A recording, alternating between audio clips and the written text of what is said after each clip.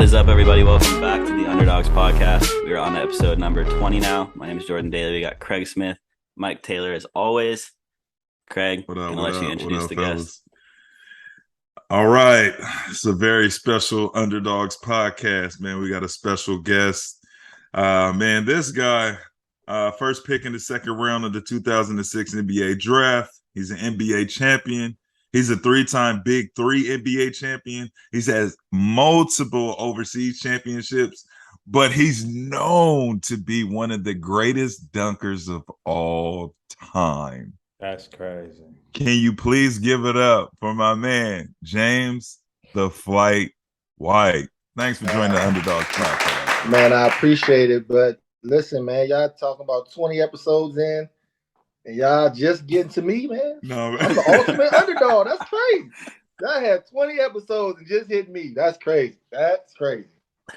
19, bro. You the dub. You feel me? We can't. I mean, it's a good round number, so I'm gonna let it slide.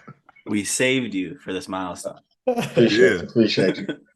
All right, so hopping right into it, want to talk about your upbringing. You know what I'm saying? Born in DC, kind of just walk us through how it was in your household, and you know what I'm saying, getting into the game and everything like that.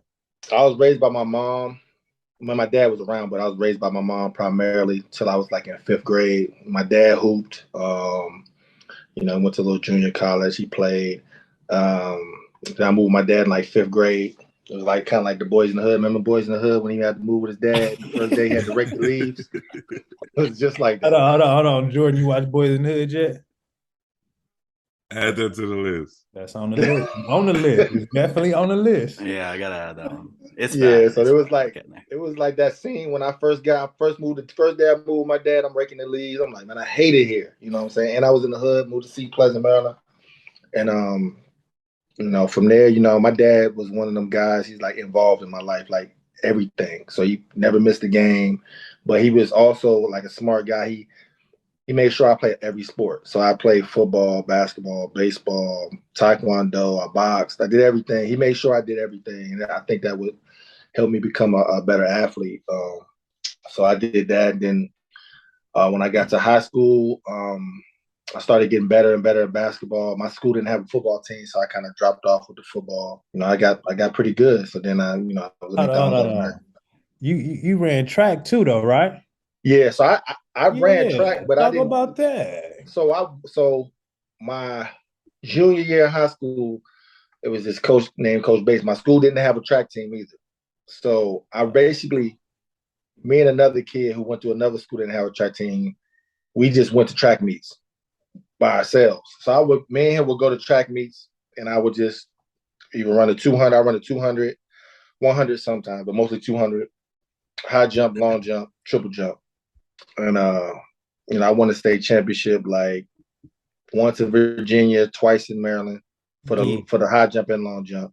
Yeah, but I ain't have no form. You know what I'm saying? I'm just out there jumping. You know what I'm saying? I ain't really practiced or nothing. I just was out there, jumping. I think that all that stuff helped me helped me get my bounce. You know what I'm saying? I think.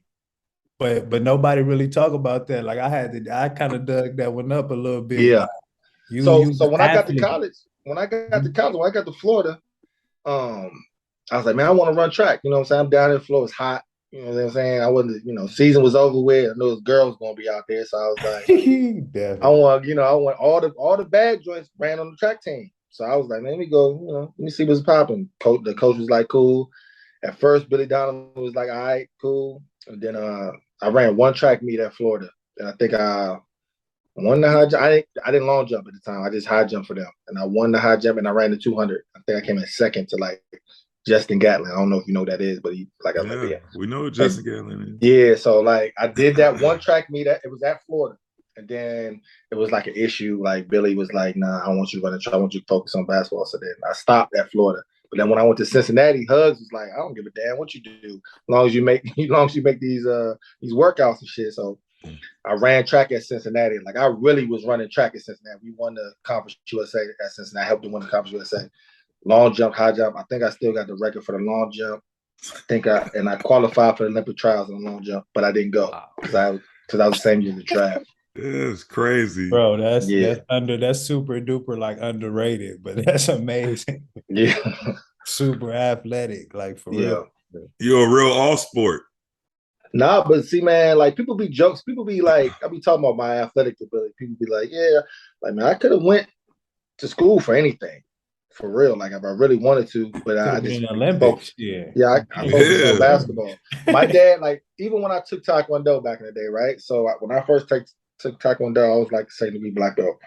When I was taking Taekwondo, the the the guy who ran the thing, he used to get mad at my dad for taking me out because when sports started, football, basketball, I wouldn't be there all the time. I would be at practice and stuff. I'd come back and the guy would be like, "Hey man, stop taking." He was Korean, he didn't speak good English, but he'd be like, "Stop taking him out of class because he could probably go to the Olympics." The guy who the head guy was his son went to the Olympics he was a Korean, but he went to the Olympics for Taekwondo. He was like, "Man, this guy can go to the Olympics, and if you let him, I'm on the States in Taekwondo twice." Wow. He's like, my dad was like, "There's no money in Taekwondo. We're not, we don't care about Taekwondo, bro." So nobody cares about Taekwondo. There's no money in that. Let me find out football and basketball practice for sure, though. You know what I mean? So that's how. Let me find out. Let me find out you the real Bruce Leroy though. I have none of those skills anymore. I can't put my leg past my hip bone right now. Facts. I was unflexible then. I know I can't do nothing now. Yeah, crazy. That's crazy. Like, so you've been winning since forever and everything, bro. It makes sense now. It all makes For sense. real. You stupid, dog. You stupid. So going back just a little bit, talk about high school. I know you went to, you know what I'm saying, 3 different high schools. You was bouncing from Virginia to Maryland, went to a military school. So my freshman year is not to cut. I'm sorry to cut you off. Go ahead. I moved around a lot. Period. When I was with my mom, I used to move a lot. So I used to move like every year. But when I went to high school, my freshman year, I left the original high school and went to a school called Blue Ridge. And then I went out there. It was a boarding school. So I was out there, all boys boarding school. That's when I like started coming to my own. Then I went to a school called Newport, which was like a basketball factory. And that's the school that didn't have no other sports, but it was like, you know, DeMar Johnson went there, Damian Wilkins. It was like a big school, but they left the year I came. They left, but my sophomore year we had Rodney White, who was like the 6th pick in the draft.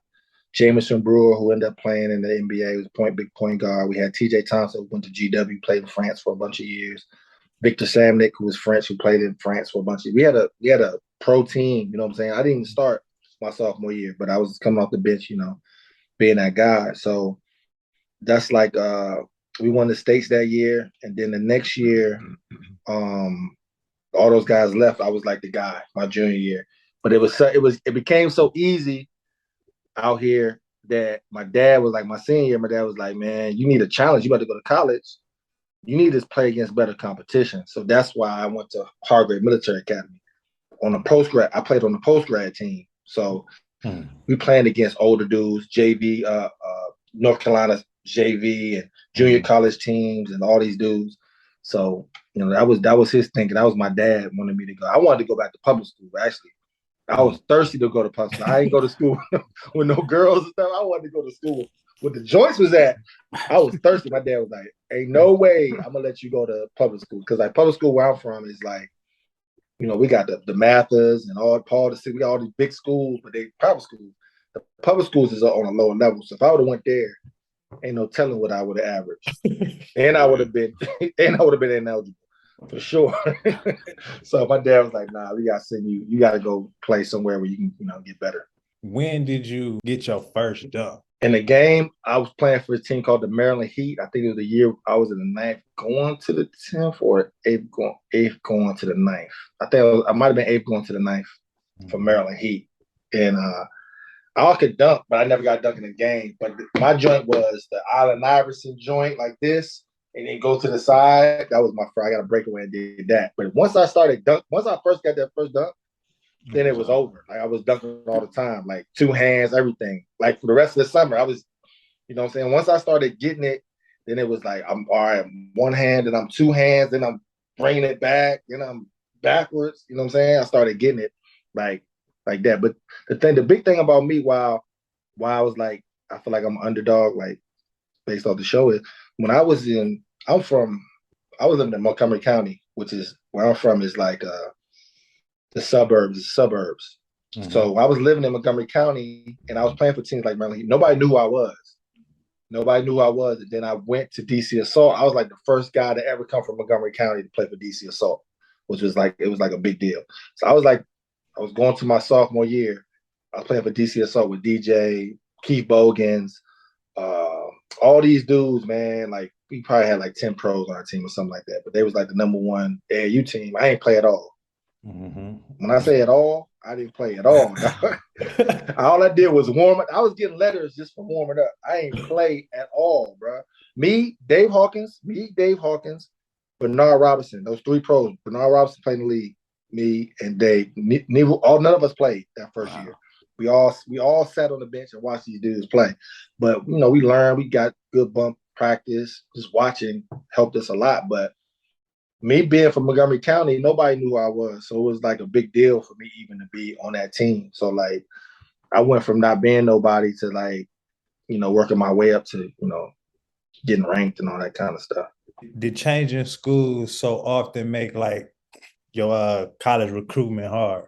Nah. I mean, I could have went anywhere. Only school I couldn't go to was Duke.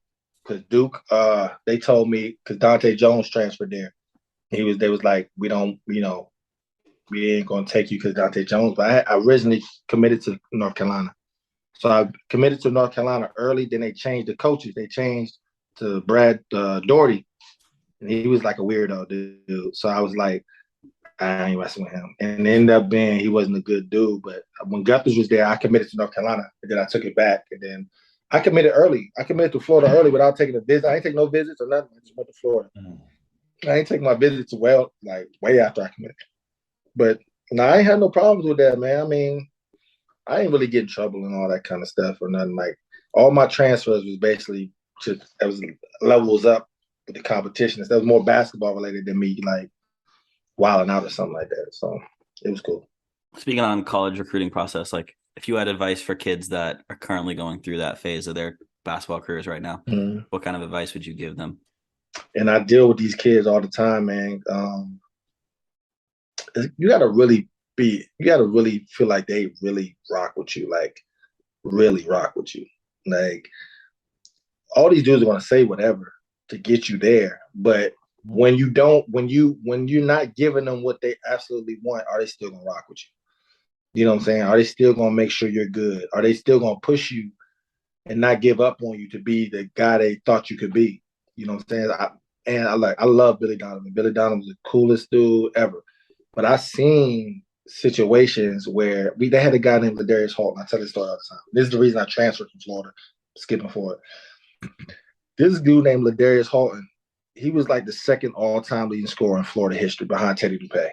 The dude, when we get he went to Florida. When we get into these open gym situations, couldn't nobody guard him. He's like Jordan, and he looked like Jordan too. He's bald-headed dude. He's like 6'6", wore number 23.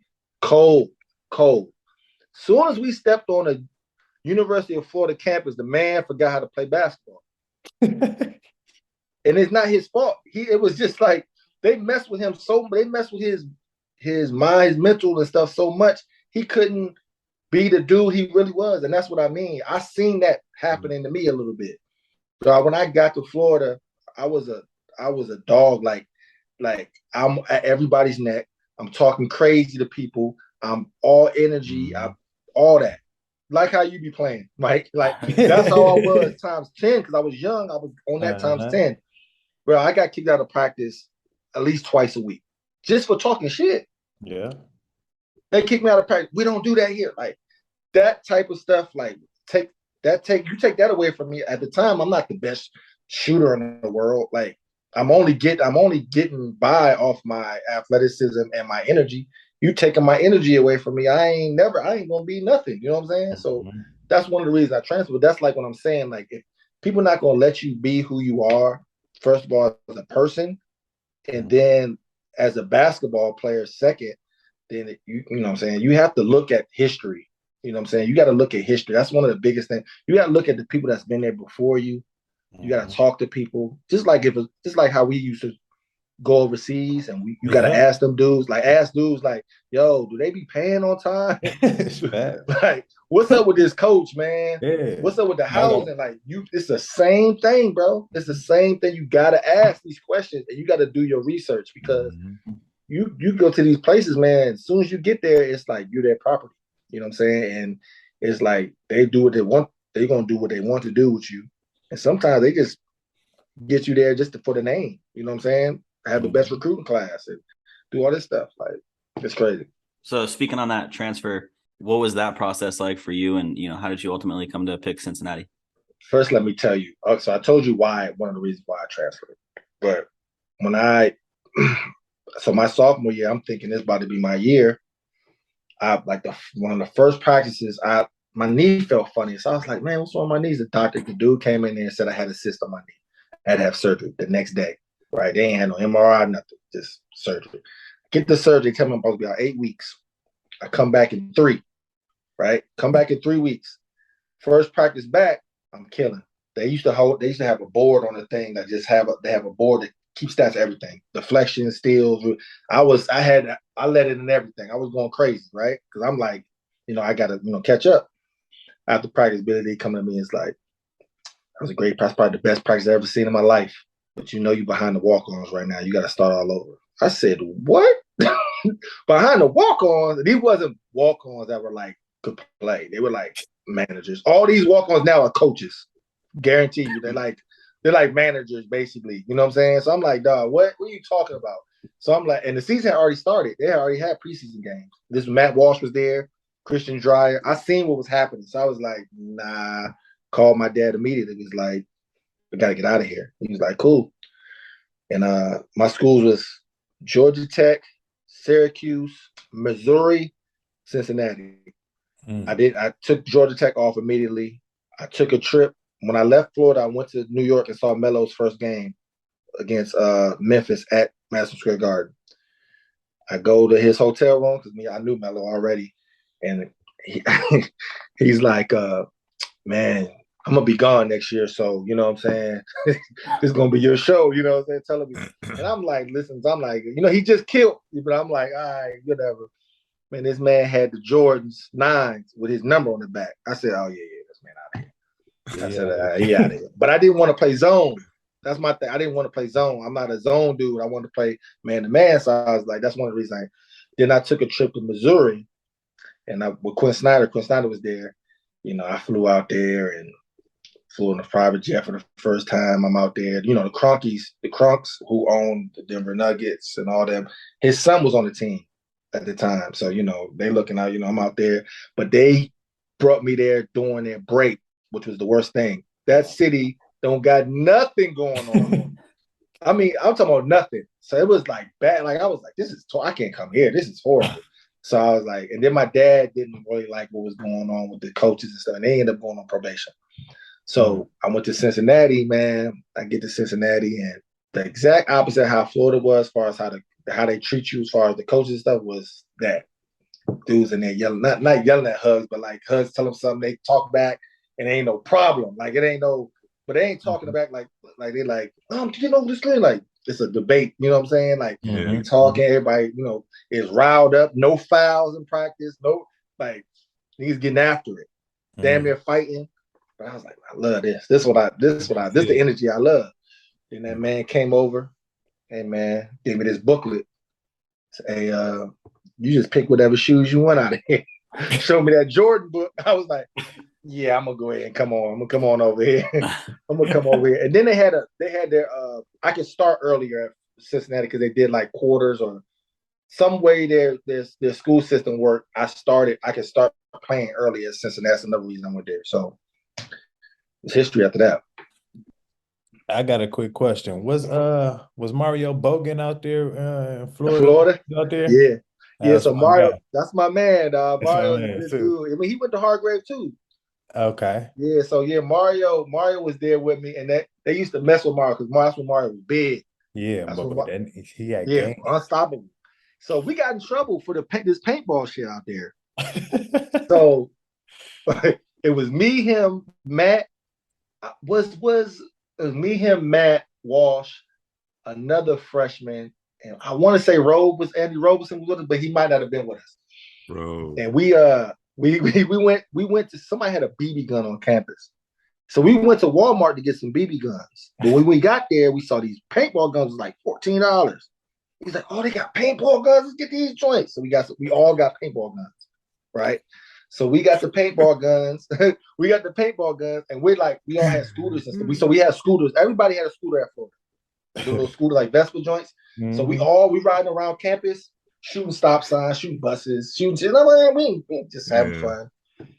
We get to campus. So I had like a chick at school. So when I got back to campus, she was there to pick me up. So she picks me up from campus. I'm roll. All right, I'm holler at y'all. It's a bunch of people. Like the dorms where we stayed was all athletes. So it was like a bunch of people outside, football dudes. I leave. I come to practice the next day. And the reception lady Billy wants to talk to you. I'm like, what? So I go in the office. He's like, hey, man, the campus police looking for you. I'm like, what? For what? They're like, I don't know. Just go down there. Go down there. They talking about I shot somebody with the gun. It's aggravated assault with a deadly whatever. Some crazy charge. I'm like, I ain't for that. So the girl, one of the football players took one of the paintball guns and shot a girl outside the campus. But shot her like in her leg or something. But she was so scared of dude, only person she knew was me. So she just named me, right? I get kicked out the dorms, all this. I had to go to trial, all this crazy. Nobody else, just me though. Just me. Man, I had to go to trial. She came to trial. I was like, nah, it wasn't him, it was somebody else. But everybody thinks that's why I got kicked. People think I got kicked out of Florida for that. Wow, that's why I transferred. Crazy. But I didn't even get in trouble for that. But yeah. Mario was part of that. He was there. He was there. I'm snitching. Nah, Mario, good dude, man. So speaking of the transfer, you had to sit out a year because of that. How did that kind of affect you? Oh man, it's the best thing in the world. Bro, I got to campus. So like y'all been to school, high school, whatever. I get there in January. So I'm the new dude on campus. Nobody knows me. You done been through half the year. You know what I'm saying? You half the year. For dudes and ladies, they done mess with everybody. They already messed with it already. Mm-hmm. I get to campus. I'm the new dude. I'm going crazy. I'm having a ball at Cincinnati, dog. Like I'm having a ball. I had a ball that first year, and then nobody know me. Nobody knew that I played ball because they would go away. I still be on campus, and it was the best thing because I learned. I met people I'm still friends with today. Like when I go to homecoming, like we're all like DJ, everybody, they be amazed. They be like, how do you know all these people? They be like, dog, I was the school president at the time. Like everybody knew me, dog. I was throwing spades parties, bro. I was doing spades tournaments, parties, everything. I was having a blast that first year. And it got me to know everybody on campus. But as far as the basketball went, I was just getting better, man. Then learning the system, learning hugs. I was getting better playing against like Lenny Stokes every day. They were bad. That was probably one of the worst Cincinnati teams that year. And they were playing against like D Wade, and I was glad I missed that bump because he was killing them. I was watching it like, God, I'm glad I'm sitting over here. But yeah, they was one of their worst teams because they just didn't have like the good players that year. And then the next year I came on, we was way better. So it made it look like, that was the reason why we was better. So it was cool. That's what you're gonna say. Like statistically, year over year, your stats got better each year. Yeah, because people don't know this. Like unless you watched us play, I had to play the point my first 2 years at Cincinnati. We didn't have a point guard, so the first 2 years I was there, I played basically me and the guy Armin Kirkland. We like shared. He was another like 6'8" dude. We basically brought it up, and we didn't have an offense. So Hugs don't really run an offense. We played this offense called blockers, which is basically 3 man out, 2 man in, pass, cut, dude. They just random screens for everybody. So I would bring the ball up, start the blockers, come off. So the first couple years, I was basically like, whoever their best player is who I guarded, and I run the one. And then it got better the next year. And then my senior year, they fired Hugs and brought in Andy Kennedy, who's a mastermind, great coach, who's at UAB now, and they brought in Devin Downey, who ended up going to South Carolina, little guard. So I got to move back to the 3. Now I'm back rocking where I want to be, and I had a good year my senior year. So with that, when did the NBA kind of come on your radar of, okay, this is a definite possibility? So, man, listen, so after my senior year in high school, I could have went to the league. I could have went straight to the league. I had 2 offers, but I was like, man, I'm too skinny to go to the league, right? I was like 150 pounds. So I was like, I'm not ready for that. But after I transferred from Florida, one of my options was to go overseas. I always the mindset of, I don't give a damn where I play as long as I'm making money playing basketball. I don't care. So that's always been my mindset. I wanted to play in the NBA, of course, but I was never like, that wasn't on my mind. Like I didn't think I was going to the NBA. That was my mindset. But then my senior year, I was like, I had my son. I was like, man, I have to, get on this. You know what I'm saying? But to answer your question, after my senior year, I wasn't on the board. I wasn't on the draft board. But once the summer started and I started working out, I did 32 workouts, man. And my whole mentality was, I'm chasing all these dudes in front of me. Just because I know when I get an NBA workout, we do the drills, I'm gonna win every drill. Okay, I'm gonna win every drill. We get in the one-on-one, too many people ain't gonna score on me. And I'm better than most of these dudes for it. And I know they're not gonna score on me. So we played on one-on-one, 2-on-2s. I'm gonna win these matchups. Just let me get at them. But a lot of dudes was canceling and all that. You see me on the joint, they cancel. I get somewhere, Sacramento, they cancel the workout. I'm like, damn, they dudes ducking. But I did 32 workouts, man. I did a lot of teams twice. I did the Lakers twice. I did all these different teams twice. But I just was going around the country. I wasn't even home most of the summer. I was just working out, and I saw myself moving up the draft board, right? Every time, just moving up to where I was like, I could get drafted from 15 to 35. You know what I'm saying? Anywhere between then. I had a couple promises, and they fell through. But it was me just chasing dudes, basically, just to get them workouts. What made me move up the draft board. No, that process is, man, that's a different ground right there. It was crazy, man. Yeah, it was so crazy that. So I'm on my last workout. Like my agent, I think I left Dallas, and my agent was like, okay, the draft is Friday or something, right? It's Wednesday. My agent like, man, no, say the draft is Friday. It's Tuesday. I'm working out for Dallas. He like, man, I need you to, man, can you just go to San Antonio, bro? It's right there. I need you to go one more. They want you to come in this last one. I'm like, man, all right, man. Fly to San Antonio. Do the workout, right? Do the workout. That was that Wednesday. Lakers call. I did the Lakers twice. Lakers say, we need you to fly to LA and take a physical. We need you to take a physical. I fly all the way to LA the day before the draft, take a physical, and fly back home to get back home on Friday. You know what I'm saying? Then they guarantee me at 26. We guarantee we're gonna pick him at 26. We give you a promise at 26. Who they pick at 26? Jordan Farmer. Oh, yeah. I'm in the draft about Jordan Farmer the other day, right, Mike? Yes, bro. I'm at people at my house, and I know I'm going 26. I had a great workout in Indiana, and other New York. All these teams is in front. I think I can get drafted too. But I'm at 26. I'm like, good. You know what I'm saying? I'm good. Man, Peter Vesey, I think I don't know, one of them dudes is at the facility. They like, so what is it looking like for the Lakers? And like, well, it looks like it's probably going to be James White. Whole house like, oh yeah, yeah, I'm good. Man, Dave Stern get up there, man. He said Jordan Farmer, man, I was sick, bro. I threw my phone against the fire. I was sick. I was like, I ain't getting drafted. You know what I'm saying? And when you're in the draft house, both of y'all know when you're in the draft house, you know every pick. You know who picked where. You know who's in front of you. You know who didn't get picked yet and what's going to happen. So after that, I was like, man, a couple dudes messed up the draft. Like, you know how somebody get picked when they ain't supposed to get picked? Yeah. So I'm like, oh, man, I might not even get drafted. Then my agent called me like, yo, Indiana's going to get you. I'm like, Indiana don't have no more picks. Like, I know they're going to trade for you. Then they ended up trading with Portland the first pick of the second round. So just to go back to college real quick. Yeah. You played in 3 different college divisions, really good ones. Let's go through and can you talk about just transferring and dealing with conference changes? Mm-hmm. Yeah, man.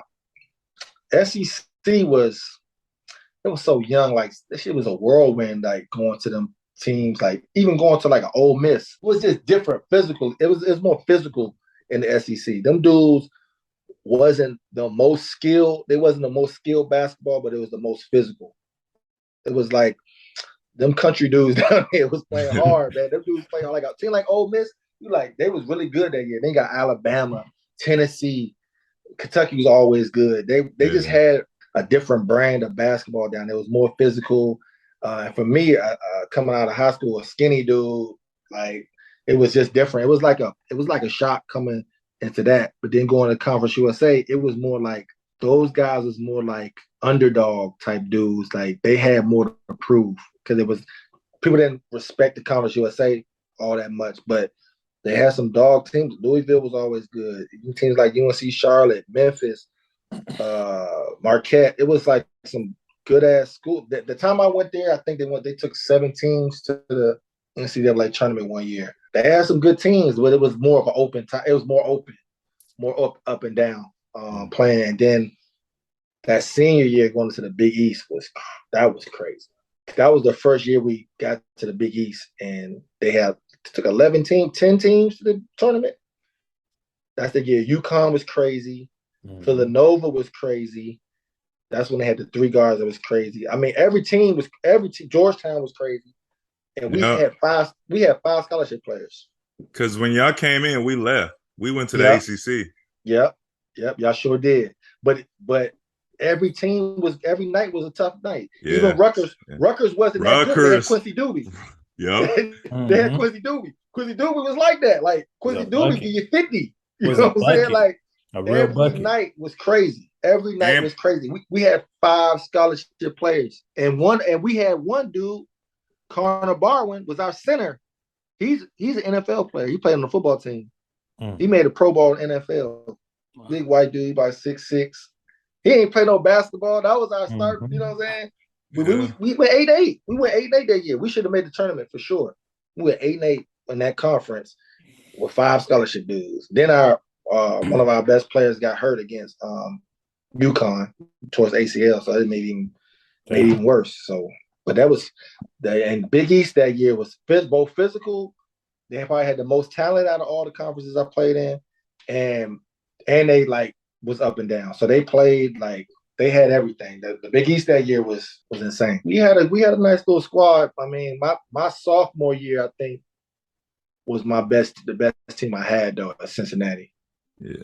By far. And then my left Florida team I was on was better than every team I had played on though. Talent wise. We had 5 NBA dudes on the team. So and Eric Williams always looked like 50 Cent to me. Yeah, he do look like 50. That I look about he do. He do look just like him. He was a problem, bro. He was. He's a wide low. He's a big body. Oh, yeah? I caught him overseas. Yeah. He was playing in Italy for Avellino. I seen him in China. I seen him in China too. Yep. Yeah. He's doing good. Shout out Eric Williams, man, for sure. But your draft night process, I just want to go through that experience and how you was feeling. I know you just went over and talked about the picks and the guys, but like, how was that day for you emotionally? Like, how did that day go down? You know what I'm saying?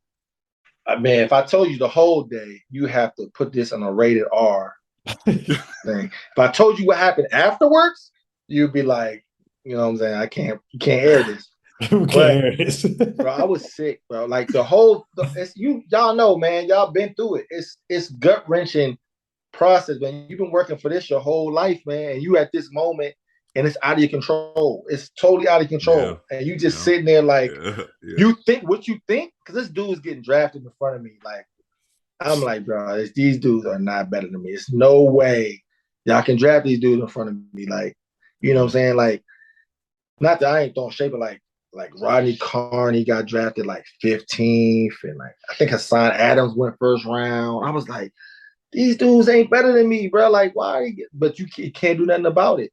You know what I'm saying? So you like just sitting there like, but then to hear my name called, it let all the emotions out, man. You know what I'm saying? And I was just like so happy and relieved that I even got my name called. Because like I said, man, I never thought that it was a time where I didn't think I was going to get drafted. I didn't think I had a chance to get drafted. So just to hear my name called, it was crazy, man. It was a crazy feeling. And it was kind of like a good and a bad thing, because I ain't gonna lie. When I heard I did all that work to get there. I heard my name called. I was like a little bit. I kind of relaxed. I did, and I think that was to my detriment, that I kind of was like, I'm here. I made it. You know what I'm saying? Like, the work is over. You feel me? Mm-hmm. That's how I kind of like I didn't look at it like that, but probably subconsciously, that's how I was carrying it. Like, I made it. You know what I'm saying? I ain't think about I didn't start working like I should have worked until later on, like after, you know what I'm saying? After that, you know what I'm saying? So drafted by the Trailblazers, traded to the Pacers immediately, obviously, because we talked about that. After the preseason with the Pacers, what happened? So before that, going to the summer league, I had a great summer league. So I signed a 2-year. I had a great summer league. So they brought in Raw Marshall and Josh Powell. We know Josh from the Big Three and all that. Mm-hmm. So me and Sean Williams got drafted by them. Me and Sean Williams that went to Memphis, we both got drafted. We were both in the same workout when we both went to Indiana and whatever. So we both got drafted. So that day they brought them, they traded for them. They brought them in. We played them 2-on-2. So we playing. Raw goes by me to go shoot a layup. I go to block it. I block his shot, and I come down on my ankle crazy, like mess my ankle up bad, like the worst sprain you can have. So I'm in a boot for most of the preseason, like in and out of boot. So I'm not really playing. So then preseason over. It's like the last day of cuts. They already signed like 18 dudes. It's like 18 dudes already signed, right? So everybody wondering who's gonna be cut. You know what I'm saying? I'm not thinking I'm gonna get cut at all, bro. Rick Carlisle and Larry Bird bring me to the office, and they're like, "Man, we sorry, we're gonna have to let you go." Bro. I was like, "What? What do you mean? What do you mean you gotta let me go?" I was like, I was shocked. I didn't even say nothing. I left out the office, and Stack Jackson there, J.O., Jamal Tinsley, Al Harrington. These are all my like OGs, but these like my guys. I'm like, yo, they just cut me. And they're like, hell no. They like going off like, man, they didn't. First I was joking. Then they was like, you know what I'm saying, going off. And I just got my stuff. I drove out to the parking lot, like it was a parking lot next to it. My condo was like right next door. I went, I just sat in that parking lot for like 3 hours, dog. Just sitting there like, dog, what? You know what I'm saying? Call my agent. He's like, oh, don't worry about it. We're gonna pick up off. I was like, man, don't worry about it. But I blame myself really, because I wasn't, like I said, I wasn't putting in the necessary work. And then I was taking that attitude that I had from Cincinnati. I was so used to, like, if Rick Carlisle said something to me where it's like, get over the screen, I'm immediately talking back. I'm immediately saying some shit back to him. Like, and that's just don't go for a young player in the league. Back then, you couldn't do that shit, especially a second round pick. Like, and Jamal Tinsley used to always tell me, like, man, just don't say nothing, bro. Just don't say nothing. And I couldn't even help it, because I was so used to doing it, you know what I'm saying? And I was so used to being like, showing people I was right, or, you know what I'm saying, I know what I'm doing. Like, that shit hurt me. And then not putting in the proper work. Like, sometimes they just want to see you if you're going to put enough work in so you continue to get better. They just want to see if you're going to work. You know what I'm saying? You might not play at all. Same thing when I went to Indiana Center. They just want to see if you're working. And I don't think I was putting in the necessary work. I was just more content that I was in the NBA, to be honest with you. But my agent was like, man, somebody's going to pick you up off waivers. I called my boy that was staying with him. I was like, man, he didn't believe me either. He was like, man, what you want to do? I just drove back to D.C. that night, man. Something positive, Rick Carlisle did say that this was the hardest cut he's ever had to make in his entire career. Yeah. He did say that. And what's crazy about it is I believe if I would have stayed on that team, because I was even in the preseason games I played well. Some of the league I played, they had like good plans for me. And then you seen Danny Granger end up after that year, when they got rid of everybody, he was the guy. Danny Granger on the summer team, he wasn't even doing nothing. Like he wasn't that guy. You know what I'm saying? He was good, he was athletic, but he wasn't. But they gave him the keys. You know what I'm saying? So I always think back, like, damn, if I would have just stayed, I probably would have been, you know what I'm saying? Got the opportunity to really, because that's all, in the NBA, bro, we all can play in the NBA. We all can get busy. Like if somebody said, it's too open. It's easy. It's easy. But if somebody say, here's the keys, you can get busy, you're going to get busy. You know what I'm saying? So like, I'm like, damn, I wish that could have been me. You know what I'm saying? If I did. But it all happens for a reason. Was this the Malice in the Palace? Was this that team? Nah, it was after that. It was the same team. All them dudes was on the team, but it was after Ron left. After Ron left. But it was some other stuff that happened out there. It was crazy too. Like them dudes was wild. And after that incident that happened, I'm talking about, that's when they got rid of everybody. They got rid of everybody. That's when Stack lost his teeth. Yeah. Yeah. That was crazy. Okay. You know what I'm saying? Yeah, so that stuff was a bunch of crazy stuff going on just from that preseason time. It was wild in Indiana. I was like, damn, he's wild. Marquise was on the team. It was a bunch of that team was that was dudes. There was some real dudes on that team. So it was like I loved it, but at the same time, I was like, man, he's wilding. You know what I'm So you end up signing a 2-year deal with the Spurs. Mm-hmm. How did that happen? And why the Spurs? So I was thank God I took that final. You know what I'm saying? Yeah. So I'm at home, and man, my agents keep telling me you're gonna get picked up off waivers. He's like, it's gonna be perfect because then you get to sign another deal. You get paid twice. I was like, cool. Wow. Man, one day he's like, man, Popovich is gonna call you. I'm at home. Greg Popovich called me. He's like, hey, James, you know what I'm saying? Hey, look, we're gonna bring you in, but listen, I'm telling you right now, your ass ain't gonna play at all. Listen, you're not playing at all. You don't even think about it. You're not playing. I want to see you come in here and see if you can get along with the guys, work, whatever. And when he said that, he wasn't lying. I ain't play goddamn one at all. But now he was cool, like off the break. But that's one of the things I love about that dude, man. That's what I take from him as far as coaching. Like he keeps it real at all times. And he treats everybody the same, bro. He treats everybody the same. Like if you the 15th man, like I was, or Tim Duncan, if you do something wrong, he gonna yell at your ass the same way. You know what I'm saying? He gonna treat you the same. That's why I rock with Pop forever. Like he's the realest to me. You know what I'm saying? So yeah, I was able to get on with the Spurs. It was dope. So your rookie year expectations, like versus the reality, like. The reality was I still had that, like I'm still with the same mindset. Like listen, I knew I wasn't playing, so I was wilding. In San Antonio, I had no idea.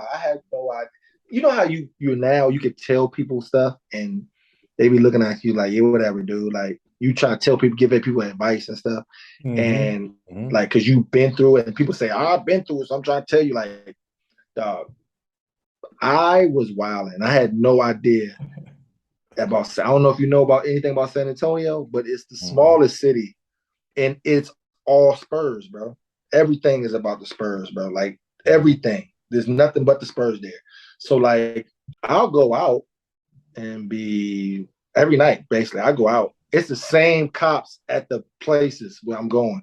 They all work for the Spurs, bro. That's crazy. They all work for the Spurs. And they just going back and telling them, yeah, he was at the club again. I'm thinking, shit, I'm doing what I'm supposed to do. I ain't playing. I'm coming to work out every day. I'm coming to the games, working out before, running and shit, all this shit. I'm doing what I'm supposed to do. I can't go out. Least you can do is go out. Damn. Right. It don't work like that at all. It don't work like that at all. Spurs over there. That's different. Yeah. Did you know that signing with them? I know you kind of Popovich gave you the real out the gate, but did you know that you'll be going to the D League?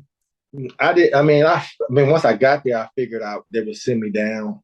I didn't spend a lot of time. I think I went on a stretch where it was like all road games. We went to we played in a little showcase and we was going around. And I got to get coached by Dennis Johnson, RIP to Dennis Johnson, NBA great. Um, that's another time like I didn't understand what I was doing. Like I didn't understand why I was going down. Not why they were sending me down, but like what I was there, what my purpose was, and what they wanted to see. I'm just out there like I'm playing basketball. I'm gonna play the game the right way. Here, guys, you know what I'm saying? They like the Dell Demps is telling me, dog, you have to average 50 down there. Like they want you to average 50. Like they want you to get busy. And at the time, that's not even how I played anyway. But I was like, I mean, I'm just playing the game, I'm trying to win. Nah, bro, that's not why they sent you down there. You feel what I'm saying? They want to see you, they want to see the growth. They want to see that you separate yourself from these other dudes. You know what I'm saying? So when I went down there, I was the exact opposite. I was out there being the best teammate in the world, shit. Averaging 15 a game, 16 a game. That's not gonna cut it. You feel what I'm saying? Yeah. So it was like that was it was starting from there. It was starting to be like, oh, this dude, maybe but then, Spurs don't practice.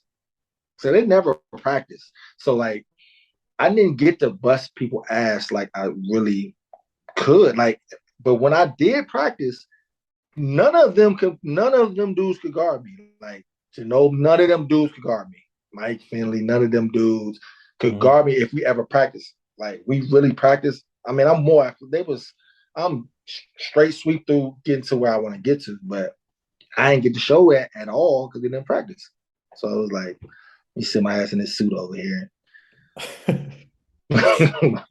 Watch these dudes. For your rookie year, though, getting to play with that veteran-heavy championship contending team led by Greg Popovich as a rookie, that must have been like, you can't ask for anything better in terms of like learning and developing as a player, right? I learned the most from that year. Other than I learned that year more the same than all the years I played combined everywhere else. Just from how to be a good teammate, how to prepare for games, all that kind of stuff is like the stuff that matters, and probably the stuff that I'm needing now, trying to coach.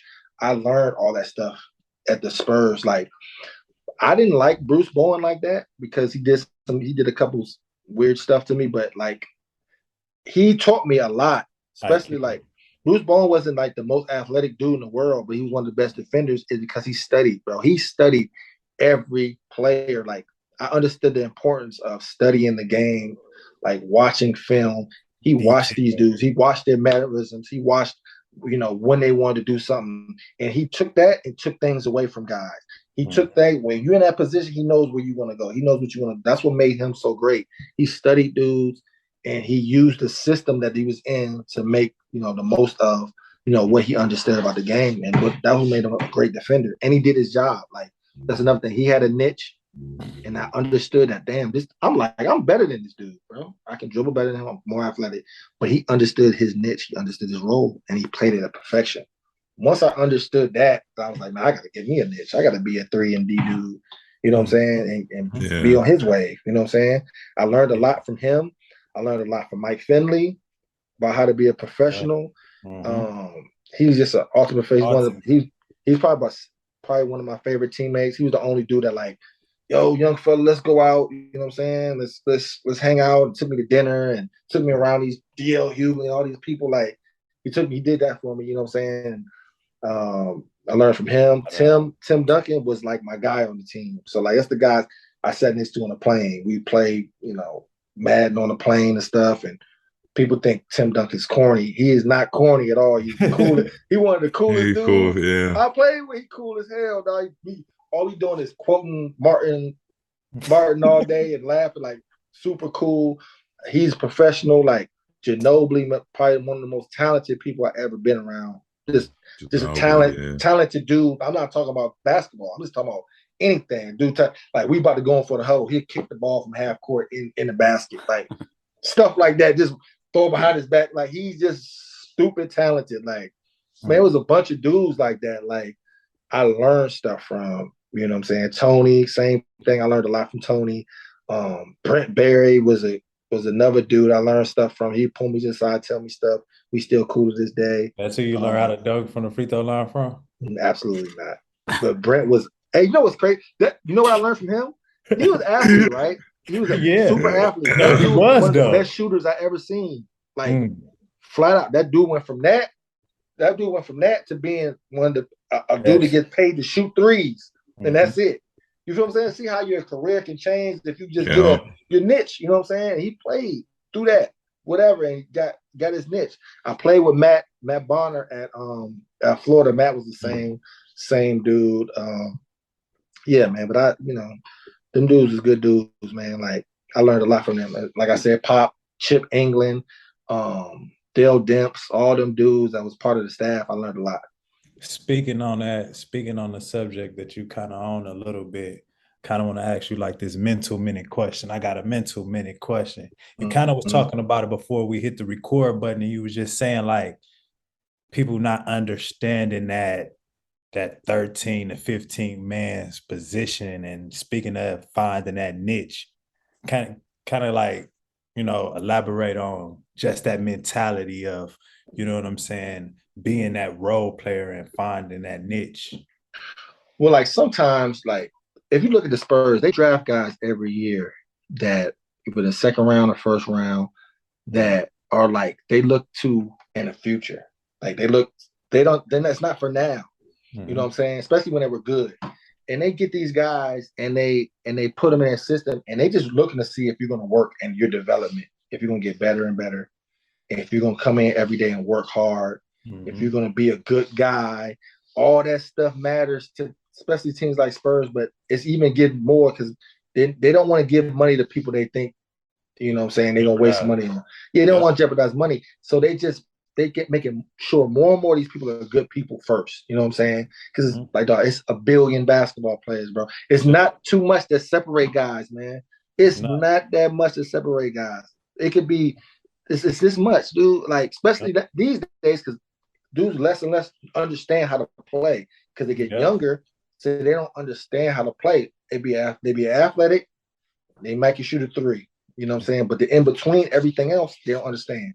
They don't understand off the court. Now with all this social media, they're checking everything, bro. So like, if you're gonna be the 12th to 15th guy, you gotta be the hardest worker, and you gotta be a dude that's not doing the other stupid stuff to cost yourself a job. Like you gotta be the guy who's there every day early and leaving late. You gotta press the issue to the point where it's like, dude, when I finally got back in the league, dude, I was always the first dude there and the last dude to leave. And I'm a veteran. I'm not a veteran to them, but I'm a veteran in my mind. I'm 30 years old. Like I'm first and last. I'm in the weight room. Because I learned from my mistakes. Like I was the first dude out of there. Like I'm trying to get gone and get to these streets because I'm in the league. Like I'm like, it's not about that. The biggest thing anybody can do is absolutely look at this thing like a job. Like it's a job. This is your job.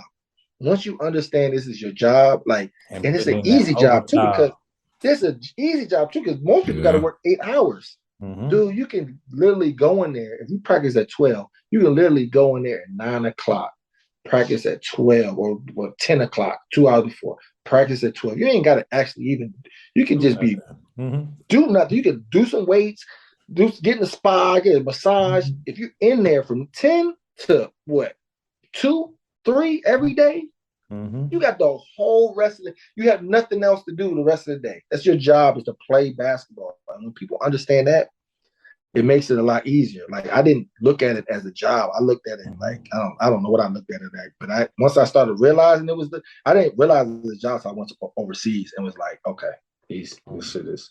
They take this shit way more serious over here than they do in the league. Over there, they're on your ass about everything. They try to make your schedule for you.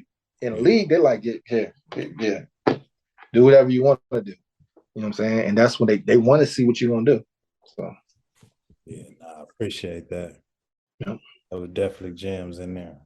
So you win that championship with the Spurs your rookie year, you get that ring, and then you head overseas. Were there any NBA offers between then, or did you know you wanted to go right overseas? like remember I told you that I didn't care about like I just want to play basketball. If I getting paid to play basketball is like the greatest thing in the world, bro. So if you tell me somebody trying to pay me 300,000 to go play basketball somewhere, and I get to take basically 300,000 back, and I just going to go play basketball, I'm like, I had no idea anything about overseas, nothing. I did not know. I went to go play with Fenerbahce. This is one of the biggest teams in Europe. Still to this day, it's one of the biggest teams in Europe. I had no idea where I was going. I had no idea none of it. In my mind, I'm thinking, man, I'm gonna go over here and just kill these dudes and get back to the league. You know what I'm saying? I signed a deal, 5-year deal with Fenerbahce, 5-year deal. And it went up like 250,000 every year. I don't know. I'm like, dog, I should have stayed at Fenerbahce. But then I'm like, dog, I'm just trying to get back home. You know what I'm saying? I don't know nothing about that. But, it all worked out. But it was, I went to Fenerbahce. I don't think I had any other deals after Summer League. That's another thing. I went to Summer League and they told me the same thing. Dale Dimps told me, hey, man, you got to go out here and kill. You know what I'm saying? I didn't do that.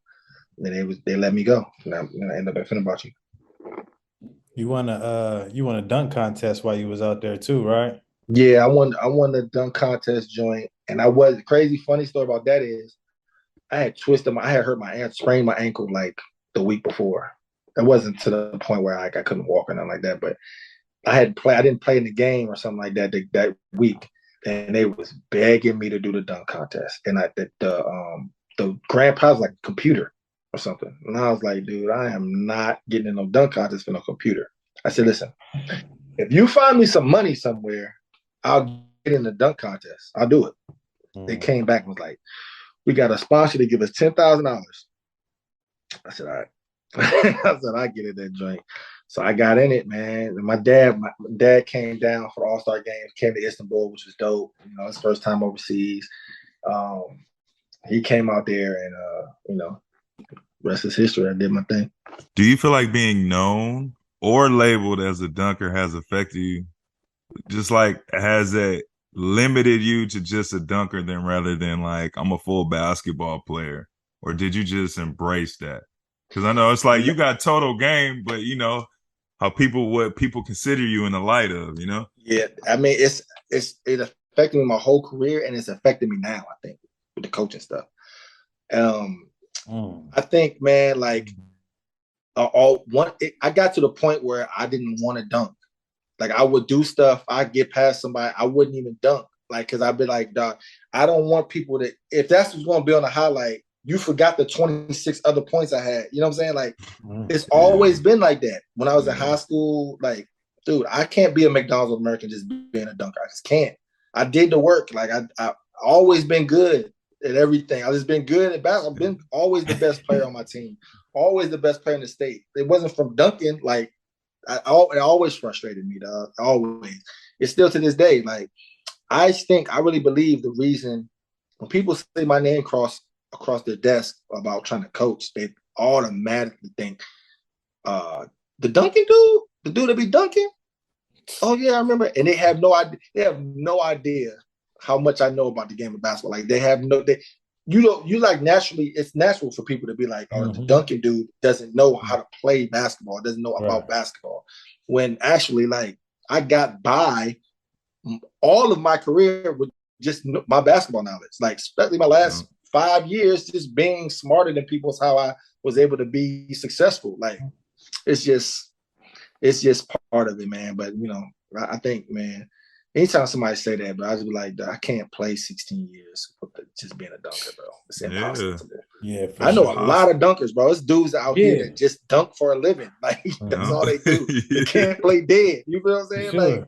Like I worked hard my whole life to get better and better and better and better and better. But like that's that's the only thing I could do. You know what I'm saying? I can't really, But then sometimes I embrace it, sometimes I don't. But it's a blessing People know me all over like every day somebody come up to me and say something to me about, ball above all, or I remember this, or every day, dog. And it's better to have an imprint on the game anyway and be known anyway to just be a guy who was just a guy. You know what I'm saying? There's plenty of dudes that play basketball and people don't remember them or know them, but at least I'm known for something. You know what I'm saying? Being known as the best at something is always a positive. You in a conversation of being a GOAT of fucking dunking, bro. Yeah. That's crazy. Appreciate that. That's crazy. Yeah. Carter, Jordan, like that's sick. Still waiting on 2K to add a dunk package for you, though. We were talking about that earlier. So like that people talk to me about that all the time. And I actually talked to the dudes from 2K to bring it back.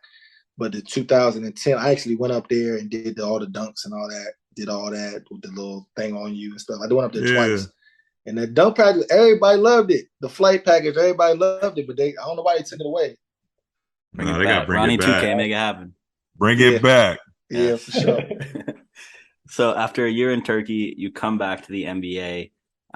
You got a few 10-day contracts, and the Rockets eventually sign you.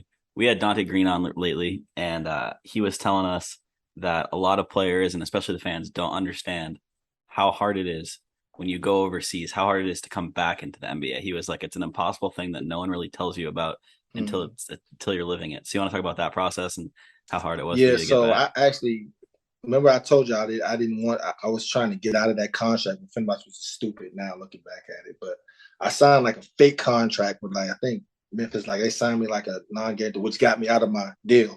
So then I did a summer league with the Lakers. Didn't play like that.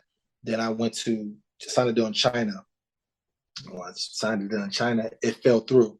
Well, I went over there, but they wasn't paying me, so I ended up put my name in the D League draft, which is D League at the time, getting drafted by Anaheim and Sam Benson. And I still had the same game, same mentality, not pass first, but like play the game the right way. And going to the D League, Sam Vincent is the guy who really helped me change my whole mentality about basketball, and then really changed my mind to where it's like, these people only care about getting buckets. They really only care about who's putting the ball in the basket. It's the only way I'm going to get out of the D League. So I went on like a little tear, man. I went on a tear where I was just averaging like 38, 40 points. I went on like a whole 2 months where I was just killing people in the leading the D League and scoring. And then I got called up by the Rockets. And they called me in and they was like, man, we're going to sign you for the whole year, but you got to go through this process of 10-day.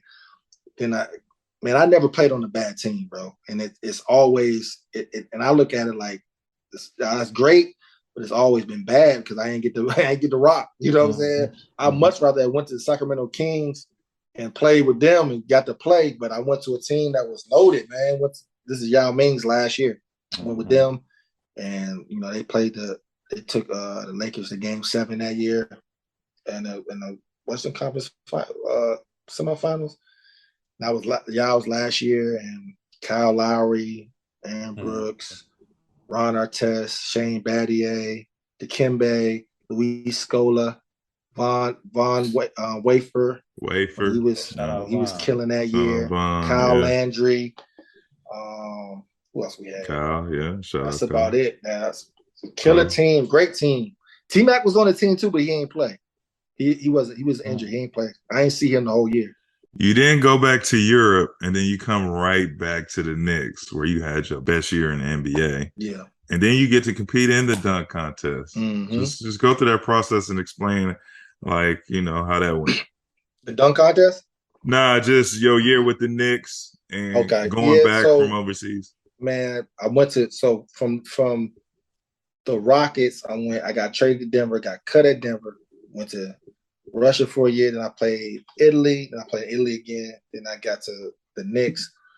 And I got there, man, and from the preseason on, from the start of the preseason, I could tell like Coach Woodson didn't know who the hell I was. Didn't know nothing about me. He didn't know nothing about me, man. So the whole time, like at the beginning, I'm sitting on the bench, bro. And because I had so many good years, some good years overseas, I had big offers overseas, like to play in the EuroLeague, big offers.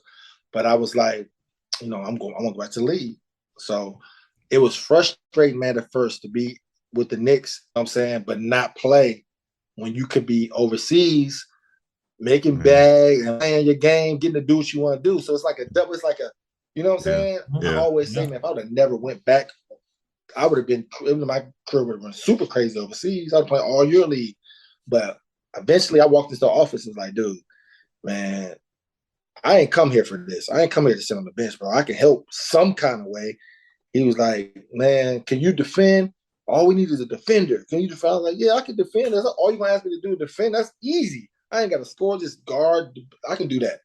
I mean, these dudes burning people up anyway. You think I care about KD scoring 30 on me when he's scoring 35 on everybody else? I ain't scared of that. Like, you know what I'm saying? These dudes is great players. That's you know. So he ended up starting me. I started a bunch of games, man. Even though, you know what I'm saying, he took me out after 5 minutes, no matter what. I had a, you know what I'm saying, I had a good time, and our team was good, man. That was probably the best Knicks team in the last 25 years. So, you know, that team, they talk about that team in New York all the time.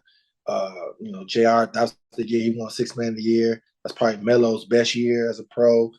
We had all veterans, bro. Like, that team was crazy. Like, you talking about vets, Rasheed Wallace, Jason Kidd's last year, Rasheed's last year, Marcus Camby's last year. We had Kurt Thomas. We had, who else we had? Kurt Thomas, Amari Stoudemire, Sean, JR, me, Copeland. We had a squad, bro. Novak, Prigioni. We had a squad. Oh, Raven Felton. Don't forget Raven Felton. Right. We had a squad, man. That was a good ass team. That was a fun year by far. If I was in my last year playing the league, that was a good way to go out. I like that. Yeah. But speaking of the dunk contest, though, dunks are my favorite aspect of the game, so I love it. Can you talk about that process and like what it's like selecting your dunks and all that? I've been waiting on this moment my whole life, bro.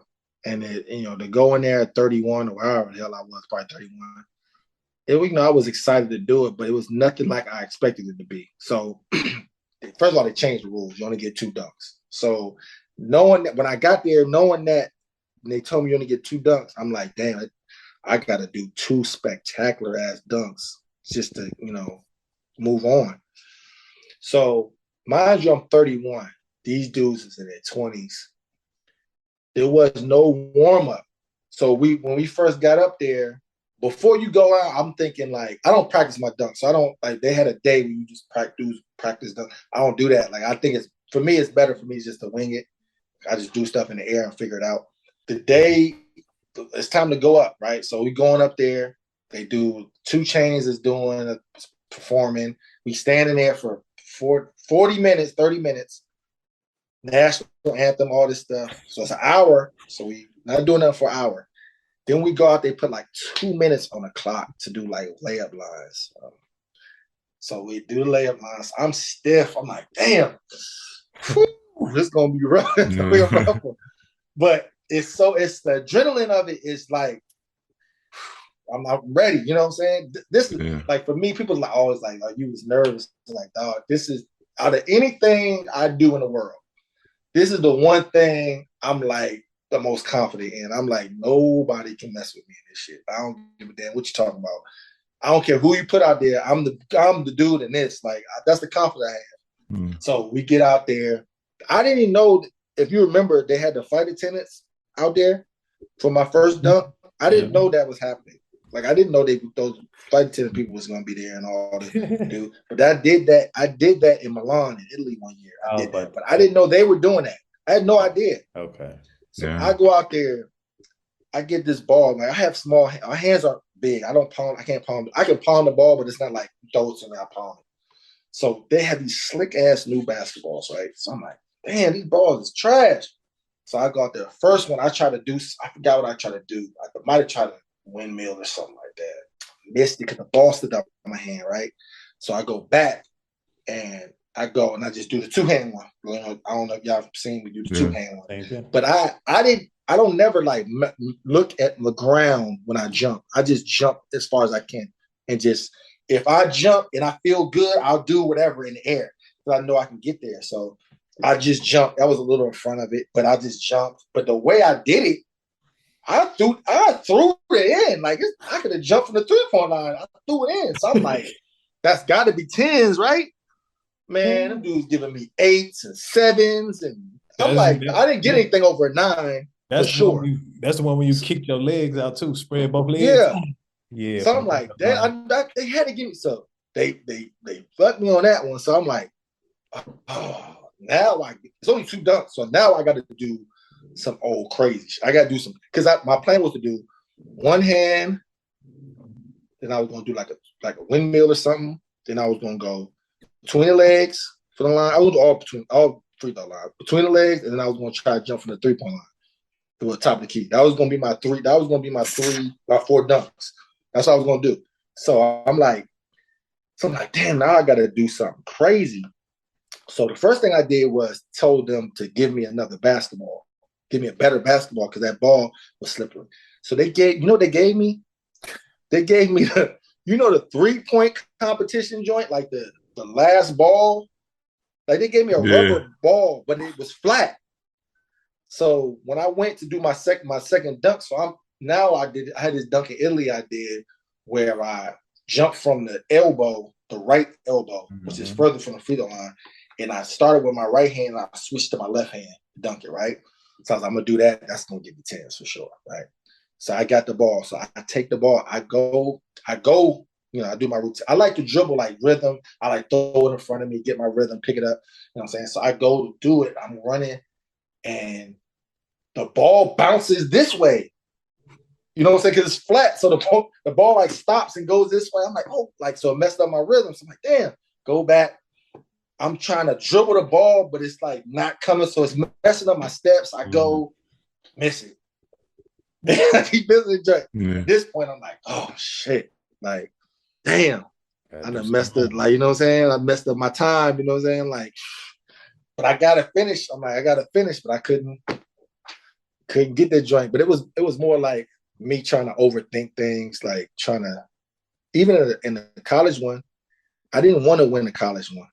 When I went to the college one, I was like, man, I don't care about winning. I'm just going to do some I know it's on TV. I'm going to do some more spectacular shit so that people remember this shit. Like I don't care about nothing. I don't care about winning. You're just going to remember this shit forever.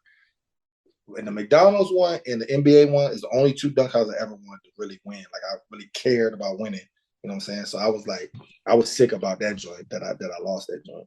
Yeah, I was going to say something about the McDonald's one because we just had Eddie Curry on. I saw that. Yeah, that shit was fluke. He felt to mention they robbed me. He didn't say that. He didn't say that part because if you want to say somebody took the shirt off and dunked it, I get it. That's flair, but come on, man.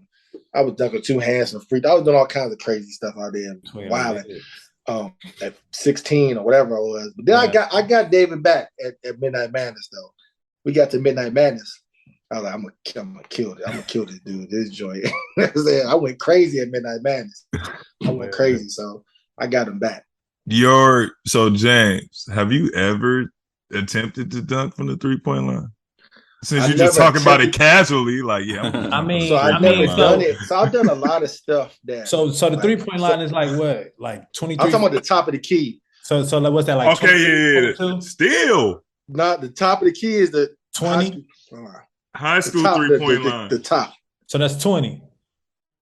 I don't know how far it is. But 17. I was when I was at Fenerbahce, Will Solomon, he bet me that I couldn't touch the rim from there. I ain't just touched the rim. I grabbed the joint so that's when I first discovered man, I could like probably dunk from here. Yo. So then what I would do is I would put I can't, like I said, I can't down. If I look down, that's what my problem was in long jumping.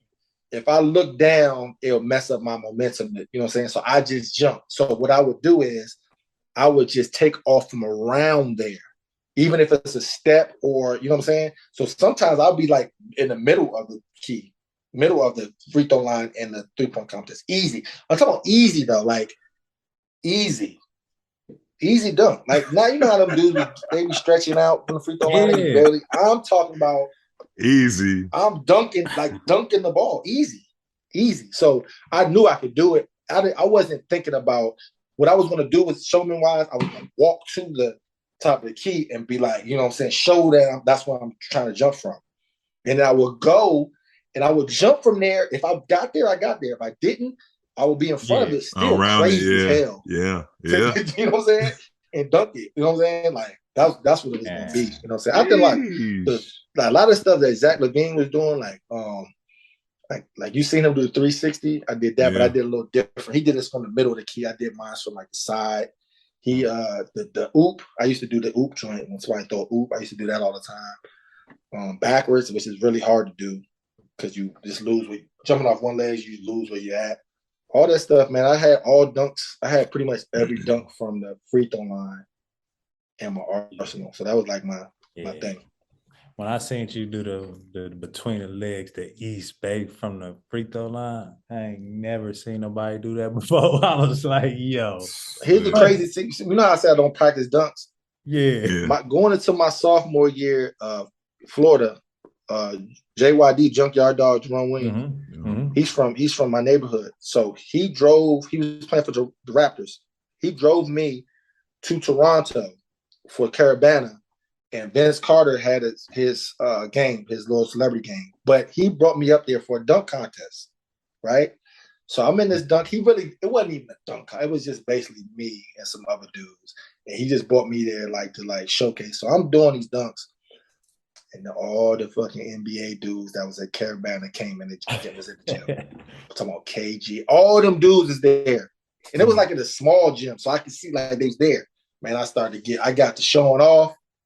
That's the first time I even tried some stuff. That's the first time I ever tried windmill, 2 hands, did it.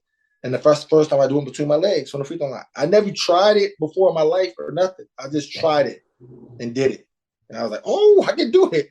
Like, you know what I'm saying? Like, I just would try stuff, you know what I'm saying, for the first time. That's why I ain't want to, that's why, like, a lot of the dunks I did, it take a lot out of you to dunk from the free throw line. It shit hurts. Like, it take a lot of, not energy-wise, but, like, landing and all that shit, and running and all that shit take a lot. Like, I don't have to run from all the way back there. I could really do it from, like, half, but that's, like, part of the show. You know what I'm saying? Yeah, walk all the way back there. Walk all the way back there. Everybody see you like, walk the run through. Everybody like anticipating you to do it. I don't have to do that. I could do it from like probably like half or something like that. But it's better. It's a better show to do it like, you know what I'm saying? Like, you so funny that's guy. why I do it like he that. out here drop stepping from free throw, bro. You silly dog. Supreme master for real. So what made you what made you join the Big Three? Man, that was a blessing, bro. Like I was, Kenyon is like one of my big bros. Being from going to Cincinnati when he got drafted, him and DJ got drafted at the same time. I went out to LA and I stayed with them for like a month. And seeing how they was living, it motivated me to say the least. How they was living different. You know what I'm saying? So he's one of my big bros in the game, and man, it's crazy, man. I'm playing in Iran at the time. I'm in Iran, and I'm playing and whatever. And I thought people were sending in like videos because I couldn't go to the combine. People are sending out videos like making a certain amount of threes in a row or something like that. So I sent mine in. I made like 18 in a row or something, and I sent mine in. They published it, so I'm like, that's all I can do. Like, just may fall where they may, as far as the draft. Because the draft day come, I'm on Twitter, and like Black Sports Online says something like, James White, I thought he was still in the league or something like that. And then I tweeted him like, what happened? Like, he's like, oh, you just got drafted in the Big Three. I said, by who? He's like, hold on, I'll let you know. So I didn't know nothing about the draft or nothing. Like, I saw it on Twitter, and then I seen it was King, and I was like, dope. I was hyped. But you gotta understand, nobody knew what the Big Three was gonna be, bro. Nobody knew. Bro, nobody knew. That first time when we got to New York, we staying in downtown New York, like downtown, nice ass hotel. I'm like, oh, this is dope. This is cool. You know what I'm saying? I'm like, this is nice. You know what I'm saying? I know about New York. I'm cool. Man, we got to that Barclays Center, bro. Great. Dog. That shit was amazing. It was packed out, bro. Packed out. I'm like, oh, this is crazy. And that first game, Kenyon got hurt. And I got to get in and get busy. Like, if Kenyon didn't get hurt, who knows? You know what I'm saying? If I would have still been in the big three, I got to get busy. You know what I'm saying? We had a good team, so it all worked out. Y'all won the first year too, right? 10-0. Went undefeated. Ain't nobody. Let me say this right. No, there was no better team than that. No better team than that. Only because, bro, Al, nobody could stop Al. To this day, like that Al, that in shape Al, ain't nobody stopping him, bro. He's too big and he's too good. Like, he was inside out, he was too good. Then Rashad McCants, ain't nobody rocking with nobody's messing with Sean McCants. Sean McCants is real Briscoe-like, except for without the. He's a certified bully. He boom and a bucket too. Shot, just shoot it, big, strong. And then I was just like Earl on our team. Like how our team was, I was like the Earl on our team. Like, played the defense. Every once in a while, I have 18, some 15 sometimes. You know what I'm saying? I was the anchor dude. Then Glove even came off the bench and gave us something. Yeah. Then Pargo, look, light skinned Pargo, he came in and played good for us a couple times when Kenyon got hurt. You know what I'm saying? So we just had a good ass team. I don't think nobody's gonna be better than that team. You like Lord of the Rings now. You got the most rings, don't you? I'm the Bill Russell of the big the three, rings, man. You know his gauntlet. Put it on the shirt. What's happening? Put it on the shirt. The Bill Russell of the big three. I'm the real big three. We got to stamp real that. Big three. Big three a blessing, bro. I ain't gonna lie, dog. Like, it's allowed me to do some stuff I wasn't. I'm trying to coach, and I'm a coach, and I'm all in with the coaching shit. So I'm like there's no other thing I want to do. Like, I ain't in the meantime I'm gonna do this. No, whatever I'm gonna do is gonna be towards that, and it's allowed me to be able to do that. Like, coach for the Houston Push and not make no money. You know what I'm saying? Like, go a whole year without getting no money because I'm gonna coach. But you know what I'm saying? It's built my resume. It helped me learn that I could coach. So I know I can coach, but I'm actually doing it, and I'm like, oh shit, I'm actually nice at this shit. You know what I'm saying? Like, so it's able to it opened up a lot of doors besides the basketball shit for me. So how different do you think things could have turned out for you if social media was more of a popular thing when you were going through it all?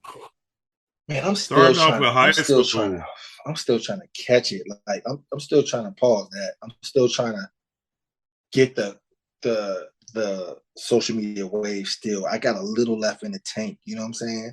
I'm still trying to find a way to grasp the social media thing. But boy, man, because you gotta understand, I was doing it's a lot of stuff people ain't seen. You know what I'm saying? Like, I got so much footage. Like, I was doing like a documentary when I was like 15. This guy followed me all the way to my draft day. He got all this footage. Like, there's so much stuff I got. But if I'd had social media back then, Zion. Bro, come on! I'm saying on that level. It's Netflix. That's what I'm saying. Like a high schooler dunking from the free throw line. That's viral. But so it's such.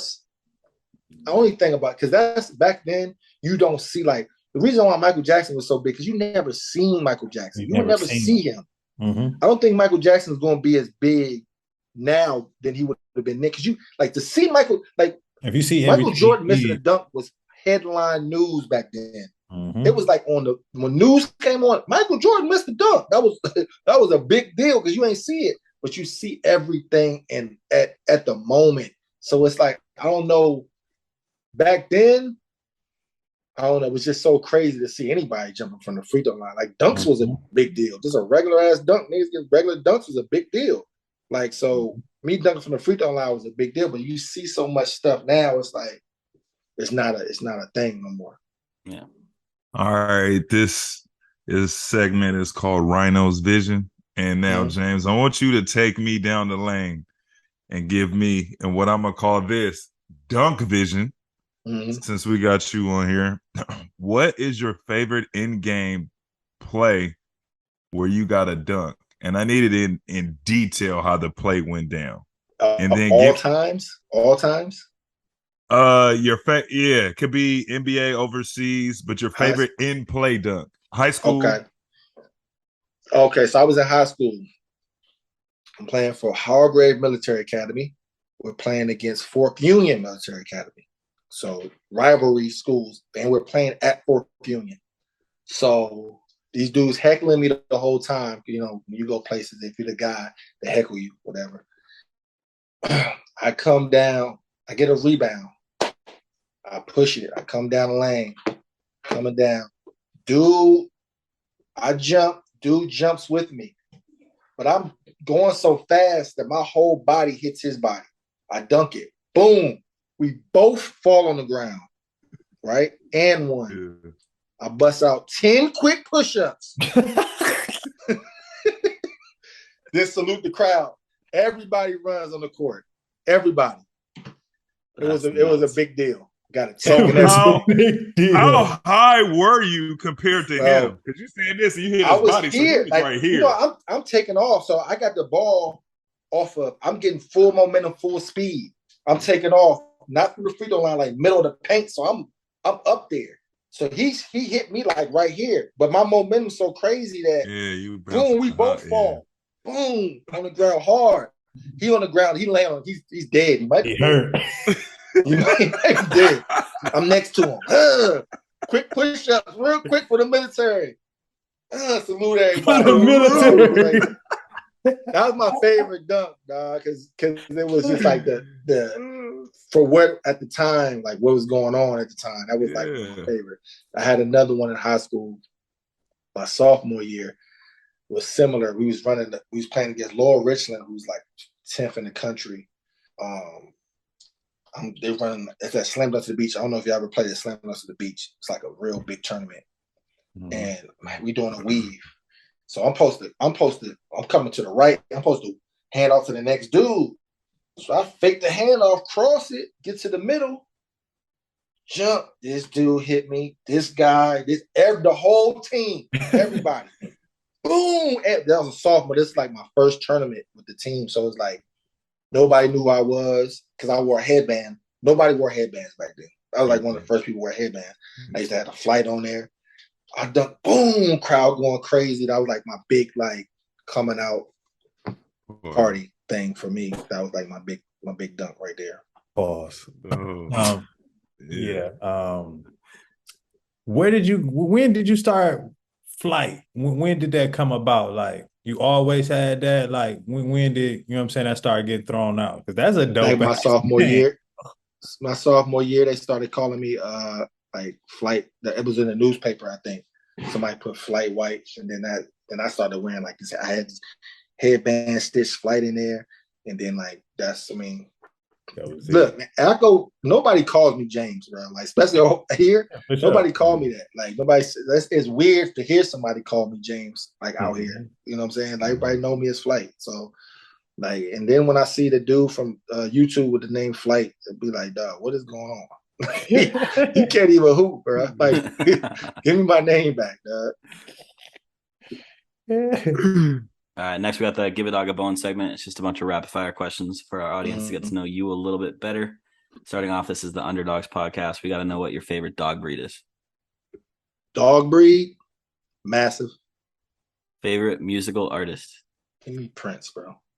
Okay. Oh. Choop. Favorite shoe? What you mean? Like basketball shoe?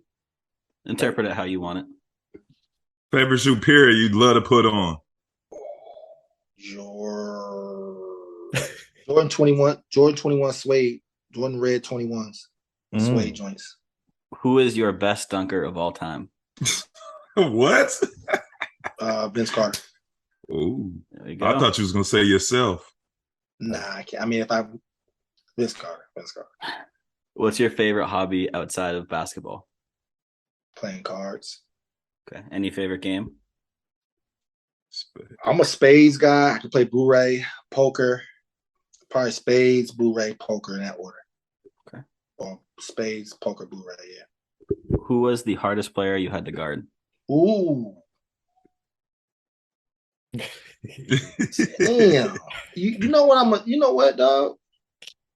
damn, that's a tough one because it's different. See, it's different because I've had some dudes that I did good on, but it was like, God damn. He finished with this.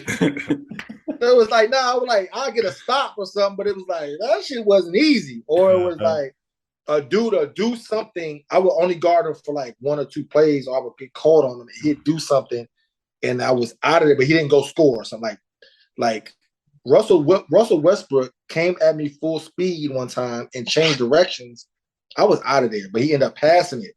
And I was just like, damn, I'm glad he passed that bitch. Like, you know what I'm saying? But yeah, James Harden, guard James Harden, he drew like 5 fouls on me in like 2 minutes. There was nothing like, I was like, what I'm supposed to do? You know what I'm saying? Like, and then D Wade, he hit me with some stuff. I'll probably say D Wade. He was shifty, man. Mm-hmm. I don't have trouble with people. I have trouble with fast people and somebody who can actually shoot. If you can shoot and you're fast, I'm gonna have trouble because I can't take nothing, or I can't take one thing away. You know what I'm saying? Like if you can, Brandon Roy Roy was tough. That's a good one. Brandon Roy, because he can do everything. He can do everything in the league. Brandon Roy, man. But then like in college, me and Francisco Garcia had a lot of battles. That was like my main matchup, and he could shoot the ball so well, and they ran the offense through him. So if he'd get to going, it's rough. So Francisco was a beast too. Francisco Garcia was a problem. Okay.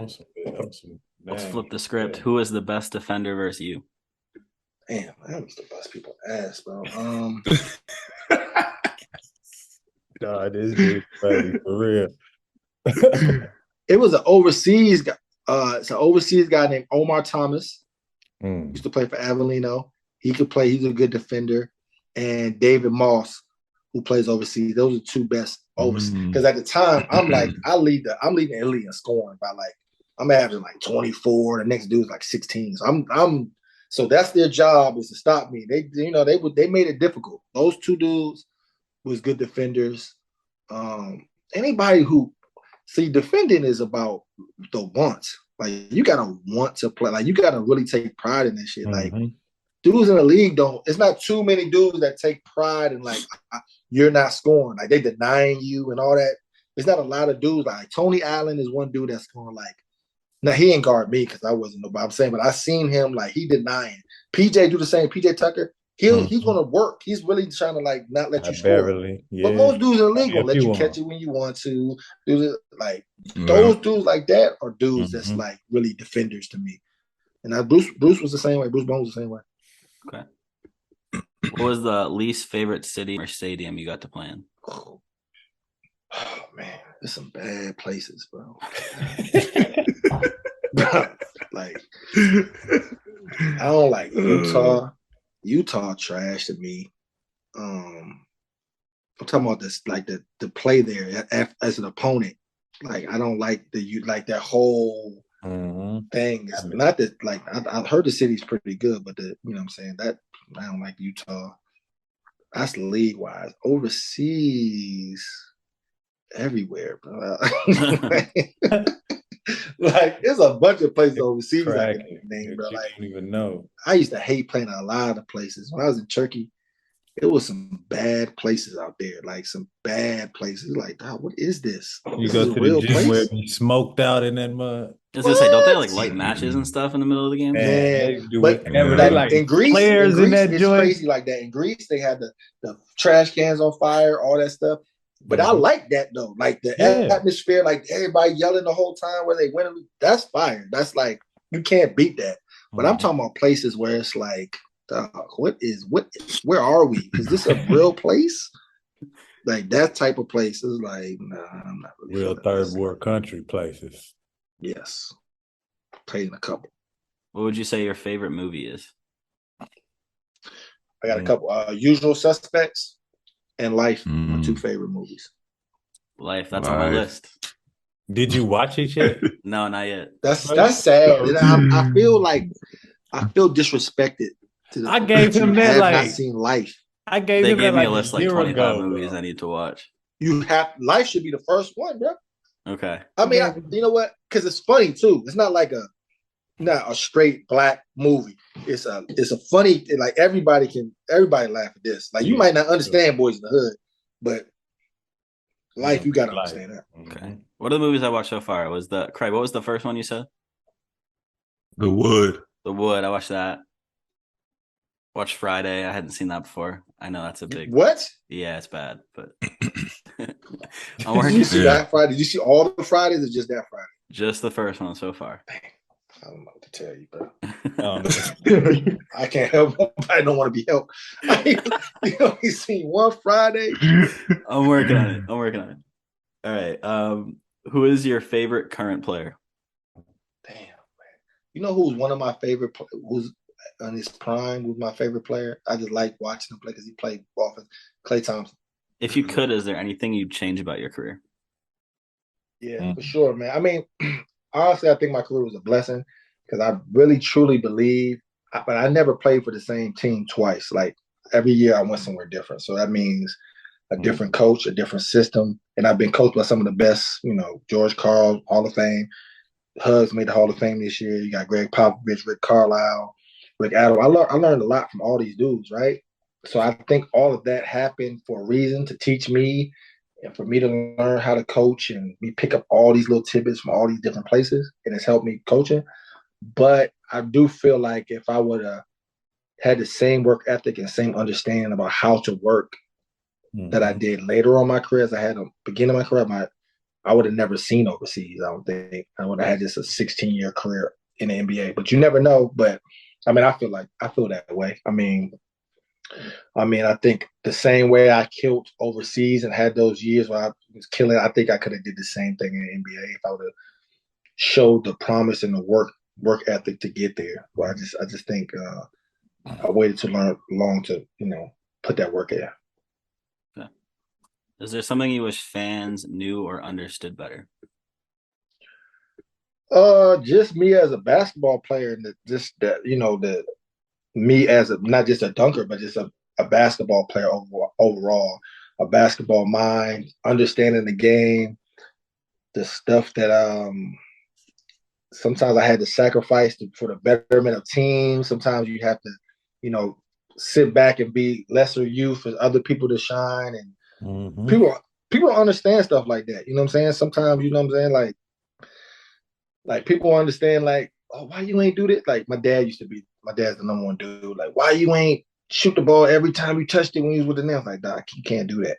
But then I look at it like, man, maybe I should have did that shit. Maybe if I'd have just shot that bitch every time, I know I'm coming out anyway. You know what I'm saying? Like, people don't understand the ins and outs of basketball every day. You know what I'm saying? Like the stuff you got to go through, the stuff you hear, stuff that they don't hear, like stuff they don't understand. They don't know. You know that, like, you right this close to being traded.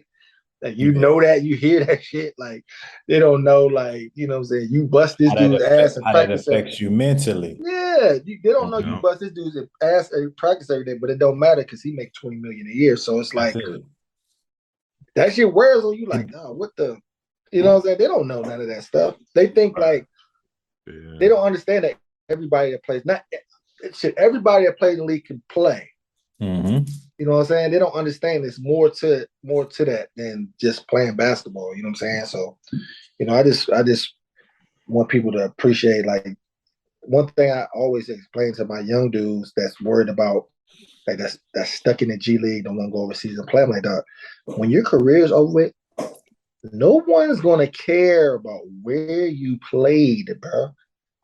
What do you have to show for the years you played? Because when your shit's over with, like, nobody knows that I was in Italy leading the league and scoring for 5. Nobody cares. Nobody knows about the EuroLeague. Nobody cares about the EuroLeague. I played the EuroLeague 5 years. Nobody cares about that. Man, I won a Euro Cup and the Euro Challenge. What is that? Nobody. When you come back home, nobody cares about that. Nobody even know. But they know if you got a big ass house over there and you living good when you finish playing, if you living good, you know what I'm saying? They care about that. I got a bunch of dudes. I got a bunch of friends that are living ridiculously good lives right now for playing overseas. Shit, Craig, Reese, Tyrese. Yep. That's one of Yep. one of my good friends. He's living life, doing whatever the hell he want to do, just for playing those. Like he's doing all these foundations. He just had camps in Israel and Greece. You know what I'm saying? He's living life. Yeah. You know, Michael Delaney, all these dudes that I Mhm. know living a good life from playing basketball, bro. Like you can't dream of nothing better. I be trying to express to these young kids, like, bro, this not just about playing in the NBA. It's about making the most of this shit. Mhm. Yeah. Absolutely. For sure. What is your funniest NBA moment? Mm. You know you got a bunch of them. Dog. Just down to one. He the funniest moment. The Okay. I mean, I'll do this one because it's PG-13. So when I got cut from the Pacers, I went to San Antonio. The season. This is the first game of the season for San Antonio, and that first game was against LeBron and Cleveland Cavaliers. Okay, so I'm on the bench, and I don't know if you remember this dunk by LeBron, went down the lane, Statue of Liberty joint on Tim Duncan. Yeah. Y'all remember that? Yes. That was my first game at San Antonio. I'm on the bench. I'm looking. He do the drive. I'm like, oh shit! I was like, but I was in San Antonio. I forgot I was on the team, bro. Everybody was looking at me like, yo, what the fuck? I'm like, oh my bad. I forgot. I forgot. And I was like, oh shit. I was tapping niggas and all that shit. Mike Woodson did not know. Remember I told you he didn't know he didn't know nothing about me. Yeah. So we was in Syracuse in the preseason. And Melo's like, he has a video of me dunking or something, and he's like showing everybody, like showing people. Like I'm like shooting.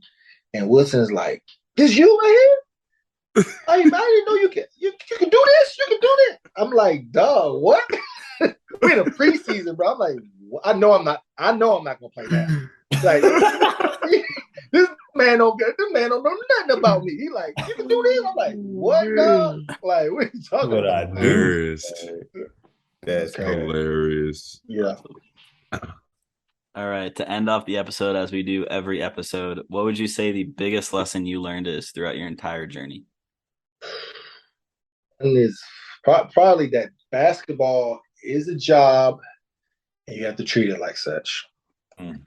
And that being a job is a business.